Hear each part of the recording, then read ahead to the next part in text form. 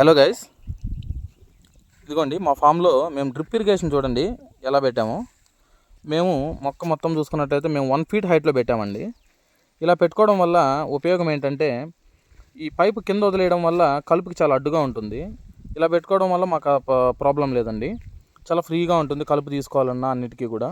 అలానే ఎరువులు ఎక్కించుకున్న కింద భూమి మీద ఎరువులు పోసేసినా కూడా ఇలా పైనుంచి డ్రాపులు పడడం వల్ల త్వరగా కరిగిపోయే ఛాన్సెస్ కూడా ఉంటాయి. ఇదైతే మేము ఈ విధంగా టాటా వైర్ తీసుకొని వచ్చి దీన్ని ఈ విధంగా హ్యాంగింగ్ చేసేసాము కుసాలకి. అలానే వీటిని ప్లాస్టిక్ ట్యాగులు తీసుకొని వచ్చేసి ఈ విధంగా టైట్ చేసేసాము. ఎక్కడే కానీ ఏం ప్రాబ్లం లేదు. ఇది చాలామందికి డౌట్ ఉంటుంది, ఇది టెంపరీ ఏమో తర్వాత కట్ అయిపోతాయేమోనని. అదేం లేదండి. ఒకసారి చూసుకున్నట్లయితే మా ఫాము ఇది 1.5 year బ్యాక్ పెట్టిన ఫామ్ ఇది.